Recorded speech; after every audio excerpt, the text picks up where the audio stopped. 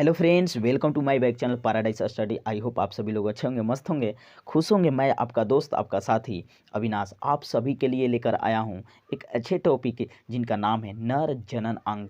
क्या नाम है? नर जनन अंग के बारे में आज हम सभी लोग इस टॉपिक पर चर्चा करेंगे। बहुत सारे स्टूडेंट्स को ये टॉपिक समझ में आ जाएंगे।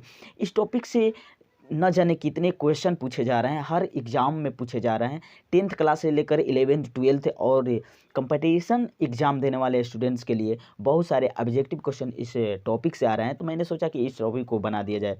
तो यदि कोई भी स्टूडेंट्स यदि मेरे वीडियो को देख रहे हैं तो मेरे वीडियो को लाइक करें, सब्सक्राइब करें और ज़्यादा से ज़्यादा शेयर करें। तो मैं आप सभी के लिए लेकर चलता हूँ अपने उस नर जनन अंग के पास। तो बने रहिए मेरे वीडियो के अंत तक। मैं आप सभी लोगों को, आप सभी लोग स्क्रीन पर देख रहे होंगे कि किस तरह का है। ये मानव नर जनन तंत्र है। ये मानव नर जनन तंत्र है। इससे बहुत सारे स्टूडेंट्स हैं। इस तरह से हम सभी लोग करीब इससे रिलेटेड 20 से 25 क्वेश्चन हम लोग गेट कर सकते हैं। तो सबसे पहले हम जानेंगे नर जनन तंत्र। नर जनन तंत्र होता क्या है?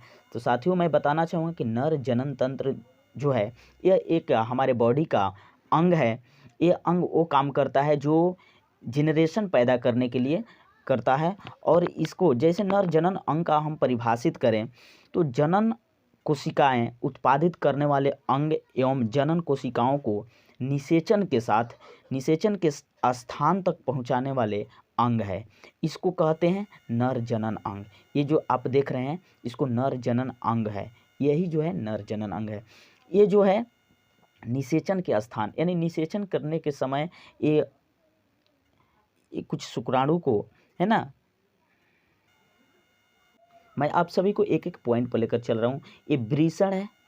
ये आप इसको देख रहे हैं, ये वृषण है। यहाँ से ये जो दिख रहा है ये वृषण का भाग है। ये वृषण के पहले वृषण कोश है जो यहाँ से ऐसे है।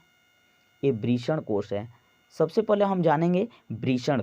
वृषण क्या है? तो वृषण देखिए, ये एक जो है नर जननांगों में वृषण प्रमुख अंग होता है जो नर जनन कोशिका अर्थात शुक्राणु का निर्माण करता है। ये जो नर वृषण है ये शुक्राणु का निर्माण करता है। यह उदर गुहा, याद रखिएगा, ये उदर गुहा के बाहर वृषण कोश में स्थित होता है। ये वृषण कोश आप देख रहे हैं, ये लिखा हुआ वृषण कोश है, यानी कि इसके बाहरी जो है वृषण कोश होता है और इसके अंदर में वृषण पाया जाता है। ठीक, ये वृषण कोश एक तरह से सुरक्षा कवच का माध्यम है जो वृषण को बनाए रखता है।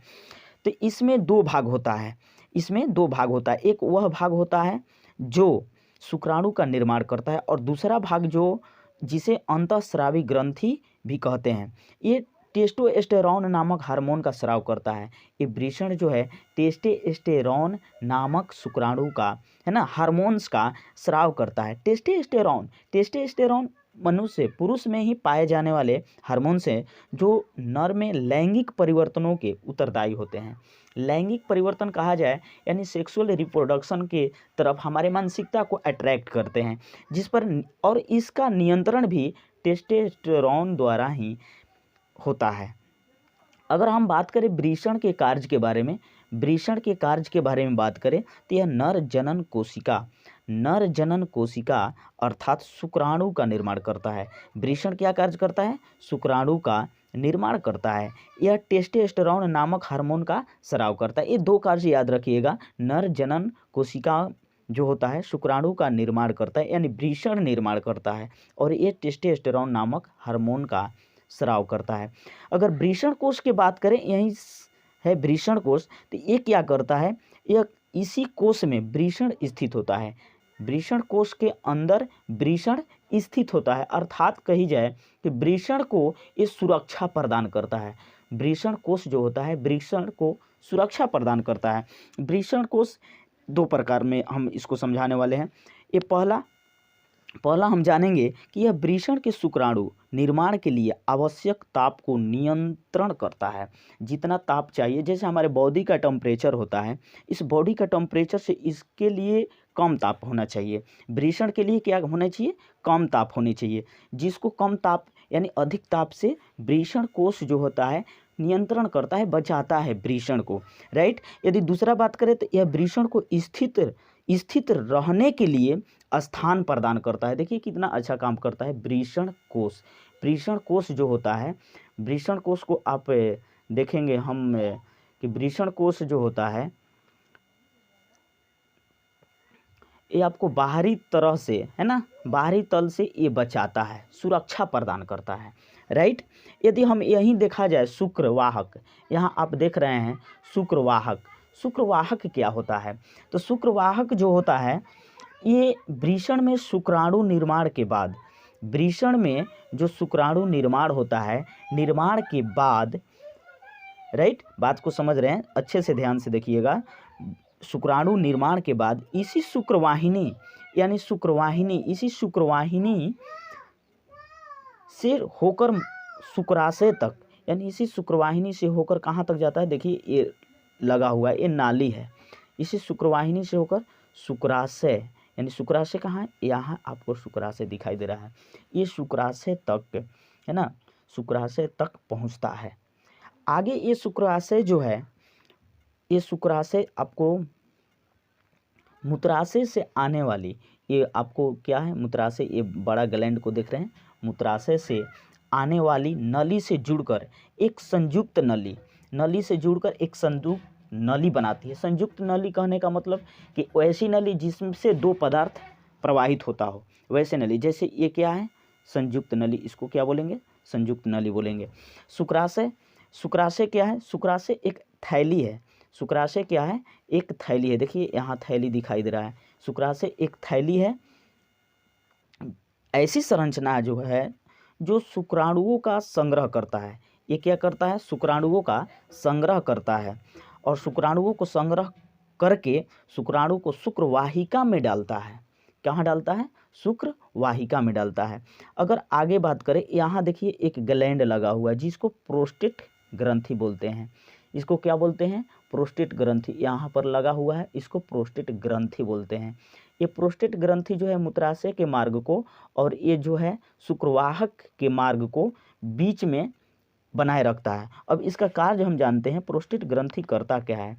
यह एक बाह्य स्रावी ग्रंथि है जो एक तरल पदार्थ का निर्माण करता है। किसका निर्माण करता है? ये तरल पदार्थ का निर्माण करता है, जिसे हम क्या कहते हैं? सीमन कहते हैं, जिसे हम वीर्ज कहते हैं। उसको क्या बोलेंगे? सीमन। इंग्लिश में सीमन होता है और हिंदी में उसको वीर्ज बोलते हैं। उसको क्या बोलते हैं? वीर्ज बोलते हैं, राइट। अगर नेक्स्ट हम बढ़ेंगे कि सीमन का कार्य क्या होता है। यह शुक्राणुओं की गति के लिए एक तरल माध्यम प्रदान करता है। ध्यान से देखिएगा, यानी वीर्ज जो होता है ये शुक्राणुओं का स्थानांतरण सरलता से करता है ना। तरल माध्यम से प्रदान करता है, तरल चीज़ प्रदान करता है जिसके आने जाने में कोई कठिनाई, डिफ़िकल्ट पैदा ना होता है। और ये होता है शुक्राणुओं का पोषण भी प्रदान करता है प्रोस्टेट ग्रंथि, यानी प्रोस्टेट ग्लैंड। अगर हम बात करें शुक्राणु का, तो शुक्राणु सूक्ष्म संरचनाएं हैं। शुक्राणु क्या है? सूक्ष्म संरचनाएं है तथा एक लंबी पूंछ वाली होती है। आपको इस तरह से देखने को मिलेंगे, इस तरह से ऐसे होता है और ऐसे होता है। ये क्या है? शुक्राणु इस तरह से होता है जो लंबी पूंछ वाली होती है। अनुवांशिकी पदार्थ होते हैं जिसमें मुख्यतः, तथा ये लंबी पूंछ वाले इसलिए होती हैं कि जो उन्हें मादा जनन कोशिकाओं की ओर तैरने में सहायता करती है। ये पूंछ जो होती है मादा जनन कोशिकाओं में तैरने के लिए सहायता करती है। इस प्रकार हम देखते हैं कि मानव जनन तंत्र जो होता है कार्य करता है। इसके ऊपरी भाग जो होता है देख रहे हैं, ये जो होता है पुरुष का, ये इसको लिंग माना जाता है। इसको क्या माना जाता है? लिंग है, माना नहीं जाता है ही। यहाँ ये बीच वाली जो उजली भाग दिख रहे हैं इसको मूत्राशय कहते हैं। ये मूत्र मार्ग है। क्या है? मूत्र मार्ग है। और इसके ऊपरी जो स्किन होती है जो मुलायम तरह की होती है जिसको शीशन कहते हैं। क्या बोलते हैं? शीशन। शीशन का भाग देखिए यहाँ भी, ये सब क्या है? ये जो भी दिख रहा है ये शीशन का भाग है, राइट। तो आई होप कि हमारी वीडियो आज की पसंद आई होगी। आप सभी लोग अधिक से अधिक शेयर करें ताकि सारी जानकारी सभी को मिलती रहे। धन्यवाद।